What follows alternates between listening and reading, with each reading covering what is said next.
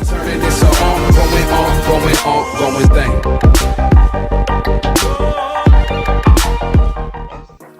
Assalamualaikum warahmatullahi wabarakatuh. Halo rekan-rekan semuanya, perkenalkan saya Alvin. Pada kesempatan kali ini kita akan membahas tentang pekerja ya, tentunya, yaitu tentang hak dan kewajiban menjadi seorang PKWT di sebuah perusahaan. Jadi dalam sebuah perusahaan itu ada dua sistem, yaitu pertama adalah PKWT, yaitu perjanjian kerja waktu tertentu, dan PKWTT, yaitu perjanjian kerja waktu tidak tertentu. Nah, untuk PKWT ini biasanya kita sebut dengan kontrak ya. Nah, jadi pada kesempatan kali ini saya akan coba menjelaskan tentang hak dan juga kewajiban pegawai PKWT, di mana PKWT ini juga sama halnya seperti karyawan pada umumnya, mendapatkan hak dan juga kewajiban yang sama. Nah, jadi PKWT, sebelum itu saya menjelaskan ini, saya berlandaskan dengan Undang-Undang Ketenagakerjaan dan juga Undang-Undang Undang-Undang Cipta Kerja. Nah, yang pertama pada PKWT itu juga ada maksimal perpanjangan ataupun maksimal lamanya kita dikontrak. Nah, pada peraturan perundang-undangan Cipta Kerja yang dirubah dari Undang-Undang Ketenagakerjaan kemarin, seperti yang kita ketahui, maksimal dari perpanjangan kontrak dari PKWT itu adalah 5 tahun. Jadi kalau misalnya rekan-rekan itu dikontrak 1 tahun, kemudian diperpanjang, itu maksimal perpanjangnya adalah 5 tahun dihitung dari kontrak pertama. Misalnya kontrak pertama ini 1 tahun, kemudian dikontrak lagi 1 tahun kembali, berarti totalnya sudah 2 tahun, kemudian diperpanjang lagi ke 3 tahun. Nah, itu boleh ya teman-teman, namun itu mempunyai batas maksimal, yaitu sebanyak 5 tahun. Nah, pada peraturan Undang-Undang Ketenagakerjaan, jika teman-teman itu diperpanjang lebih dari 5 tahun, maka teman-teman itu mempunyai hak menjadi karyawan PKWTT atau karyawan tetap. Karena itu berlandaskan pada Undang-Undang Ketenagakerjaan. Kemudian menjadi karyawan PKWT juga mendapatkan hak antara lain seperti apa lagi? Seperti THR, teman-teman. Nah, penghitungan THR-nya itu seperti apa? Di sini juga akan saya jelaskan. Untuk teman-teman yang dikontrak kurang dari 1 tahun setiap bulan, tapi kurang dari 12 bulan atau kurang dari 1 tahun, itu mekanisme pemberian THR-nya itu secara proporsional. Biasanya penghitungannya adalah gaji kemudian dibagi dengan jumlah hari kerja teman-teman bekerja, misalnya berapa bulan, kemudian dia akan dihitung secara proporsional. Namun jika teman-tean telah bekerja atau menjadi karyawan kontrak lebih atau sama dengan 12 bulan pada hari THR, maksudnya hari raya keagamaan teman-teman itu, maka hak teman-teman adalah mendapatkan satu bulan upah. Misalnya gaji teman-teman adalah 3 juta, maka THR teman-teman itu adalah 3 juta juga wajib diberikan kepada karyawan kontrak. Begitu juga berlaku dengan karyawan PKWTT. Kemudian hak apa lagi yang teman-teman bakal dapat? Nah, sebenarnya pada Undang-Undang Ketenagakerjaan dan juga Undang-Undang yang sekarang ini, yaitu Cipta Kerja ya, karyawan kontrak itu berhak mendapatkan cuti tahunan ya.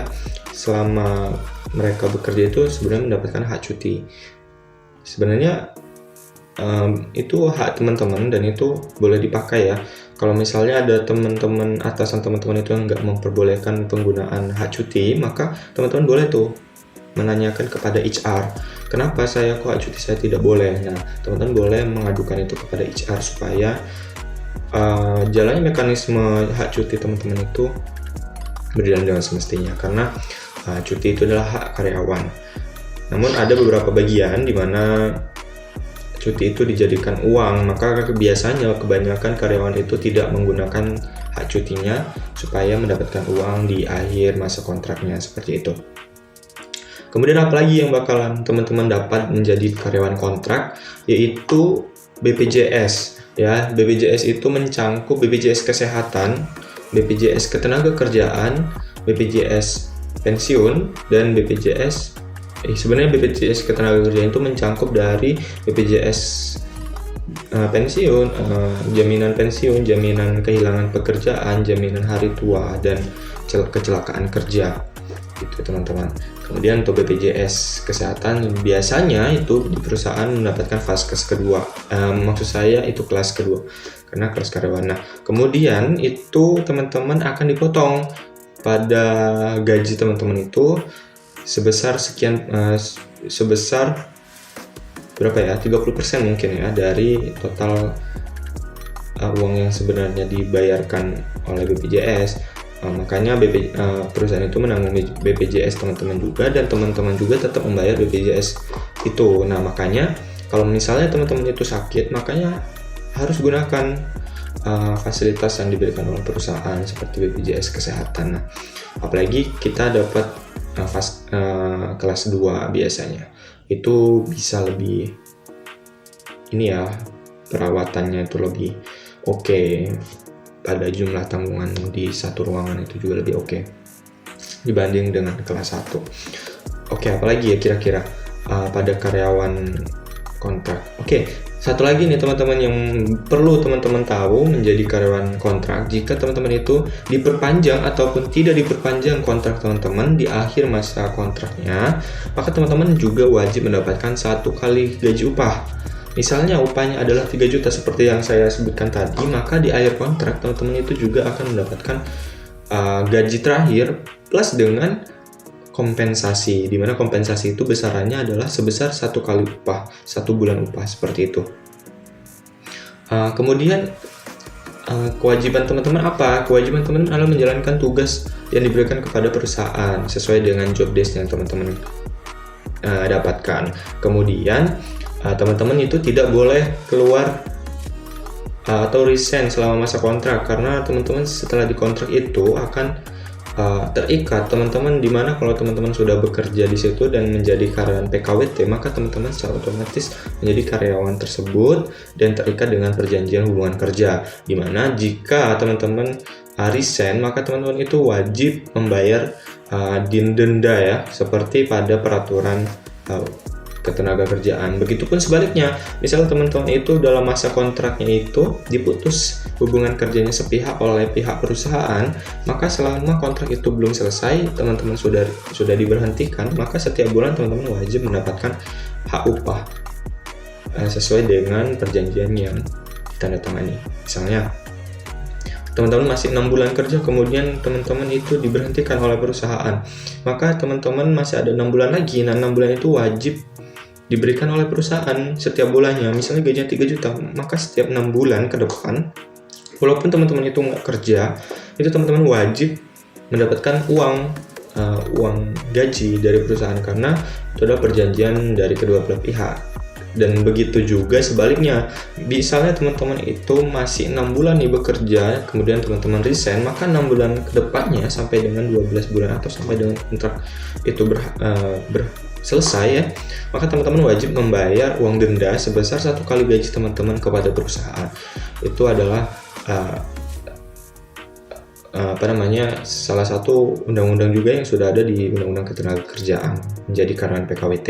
Beda lagi jika teman-teman statusnya adalah magang ya.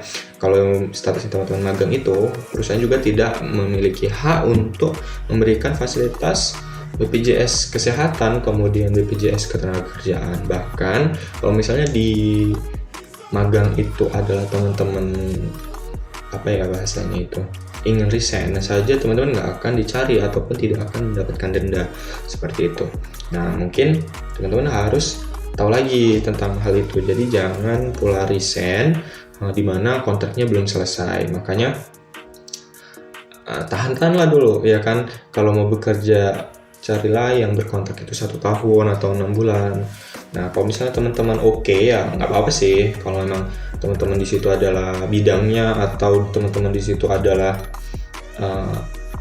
passionnya teman-teman ada di situ, maka carilah yang udah bisa kontrak bertahun-tahun. Memang ada banyak benefit jika kita dikontraknya sampai misalnya 5 tahun atau 3 tahun seperti itu ya, karena kita sudah terjamin selama 3 tahun ke depan mendapatkan pekerjaan. Belum tentu kerjaan selanjutnya juga lebih oke atau sebagainya gitu. Tapi ya teman-teman nggak bakalan bisa resign ataupun keluar dari perusahaan tersebut disebabkan karena teman-teman sudah terikat dengan perjanjian hubungan kerja. Nah, makanya itu perlu diperhatikan dahulu. Nah, teman-teman juga sekarang itu sebenarnya di peraturan Cipta Kerja ya yang terbaru, saat kita melamar pekerjaan itu sekarang nggak boleh ya namanya perusahaan itu memegang ataupun menahan ijazah. Nah, teman-teman wajib tahu bahwasanya untuk sekarang itu udah nggak boleh menahan ijazah, walaupun bisa disebut dengan mungkin mereka sebutnya dengan jaminan lah, inilah supaya nggak kabur ini itu dan sebagainya. Itu menurut dari undang-undang itu udah nggak boleh. Jadi teman-teman boleh melaporkan atau teman-teman boleh tidak mengikuti pekerjaan tersebut jika perusahaan itu mewajibkan menahan ijazah ataupun hal-hal yang penting atau yang krusial seperti itu. Oke teman-teman, untuk kewajiban sebagai karyawan kontrak atau PKWT maupun PKWTT sebenarnya sama saja, yaitu melaksanakan tugas yang telah diberikan perusahaan sebaik mungkin dan secara profesional, kemudian bekerja sesuai dengan job desk yang teman-teman dapatkan dari perusahaan, kemudian ya tidak melanggar etika perusahaan ataupun syarat dan ketentuan yang sudah perusahaan berikan pada teman-teman di perjanjian kerja. Untuk gaji yang teman-teman dapatkan adalah sesuai dengan kesepakatan pada tanda tangan yang telah rekan-rekan tanda tangani. Nah, misalnya nih tahun depan atau ada kenaikan upah minimal provinsi atau UMR atau sebagainya, maka teman-teman akan mengikuti besaran upah di daerah yang teman-teman kerja ya.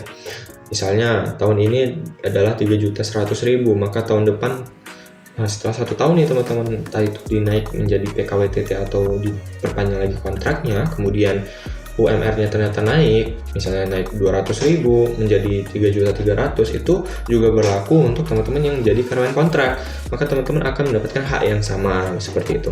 Nah, mungkin itulah yang bisa saya jelaskan pada kesempatan kali ini. Jika teman-teman ada pertanyaan, boleh nih ditanyain di kolom komentar. Sebelumnya, terima kasih telah menonton video ini. Jangan lupa like dan juga subscribe. Saya Alvin. Wassalamualaikum warahmatullahi wabarakatuh.